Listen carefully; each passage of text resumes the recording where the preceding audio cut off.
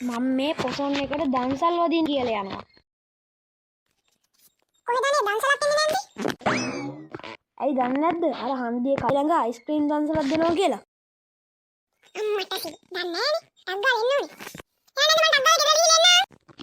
කිව්ව වේගේ. හන්දියේ අයිස් දන්සලක් දෙනවා කිව්වා යන්න ඕනේ ඒකට. නෝනා මෙහෙ එන්න. හන්දියේ අයිස්ක්‍රීම් දන්සලක් තියෙනවා. ටක් ගාලා ඒකට යන්. අයිස්ක්‍රීම් පහක් හයක් කාලා දාන්න ඕනේ. මේ එන ගමන් ඉන්නේ. යමු. මේ මිනිස්සයා තාම නෑනේ.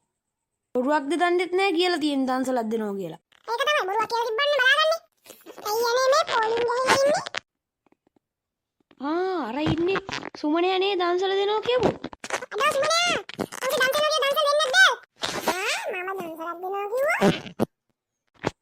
එහෙනම් අර බෝඩ් එකක් ගහලා තියෙන්නේ. ඒ විහිළුවටනේ. තමුසේ විහිළු කරන්න. ඉද්දද හොඳ පාඩමක් උගන්වන්න.